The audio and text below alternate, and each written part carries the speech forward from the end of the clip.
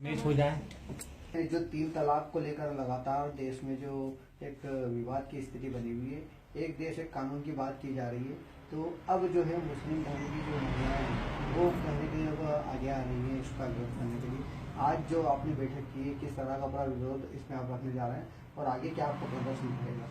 देखिए, ये सरासर एक साजिश है इस देश को बांटने की और ये दुष्प्रचार करने की कि मुसलमान औरतों के तलाक होते हैं और वो परेशान हैं, जबकि हिंदुस्तान में और भी समाज है जिनके बीच में तलाक होते हैं, जबकि इस्लाम में तलाक का प्रतिशत काफी कम है और फैमिली कोर्ट में तलाक के केस ज्यादा चल रहे हैं। मुस्लिम औरतें अपने धर्म और शरीयत और कुरान से बिल्कुल खुश हैं कि उनकी हर समस्या का समाधान उनके हदीस से मिल जाता है, लेकिन यहाँ पर एक साजिश है यूनिफॉर्म सिविल कोड को लागू करने की। ये देश विभिन्न संस्कृतियों और धर्मों को एक साथ लेकर चलने वाला देश है और हमें अपने धर्म का पालन करने का अधिकार इस देश के संविधान ने दिया है। तो मैं नरेंद्र मोदी जी से कहना चाहती हूं कि पहले जसोदा बहन को अधिकार दें। हमारे सांसद चिंतामण मालवीय जी ने मुस्लिम औरतों को अधिकार की बात कही, वो बीजेपी के प्रवक्ता हैं, उनके खुद के ऊपर महिला प्रताड़ना के केस लगे हुए हैं।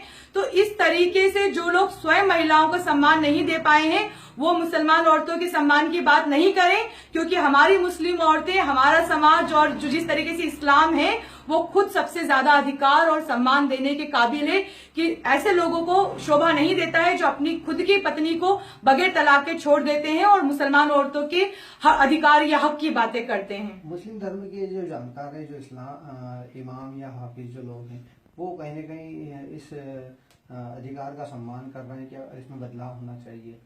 नहीं, मेरे जानकारी में तो बिल्कुल ऐसा नहीं है कि वो खुद ऐसा कहे कि इसमें बदलाव होना चाहिए, क्योंकि शरीयत में ना कभी बदलाव हुआ है और ना ही बदलाव हो सकता है। शरीयत बिल्कुल बेहतर है। शरीयत का पालन करने वाले लोग गलत हो सकते हैं, लेकिन शरीयत किसी भी हिसाब से गलत नहीं है।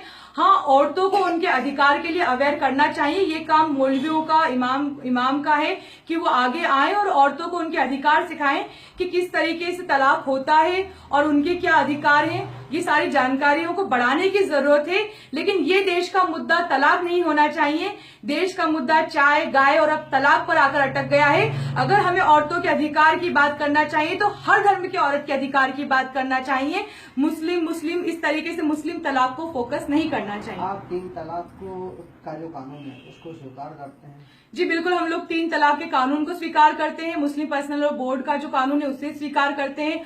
हदीस, शरीयत और कुरान पर चलने वाले कानून को हम स्वीकार करते हैं। यदि आगे सत्ता के दबाव में भी कुछ बदलाव करने की स्थिति बनती है तो क्या विरोध रहेगा? देखिए, ये विरोध तो मतलब बहुत बड़े तादाद में हो जाएगा। 17 करोड़ मुसलमान इस देश में रहते हैं और तुगलकी, फरमान, तानाशाही इस देश में नहीं चलेगी। हम हर धर्म के लोगों को अपने धर्म के हिसाब से पालन करने का अधिकार है और ये इस अधिकार को छीनने की ताकत न इस वर्तमान सरकार में है, न नरेंद्र मोदी जी में है, न किसी में है।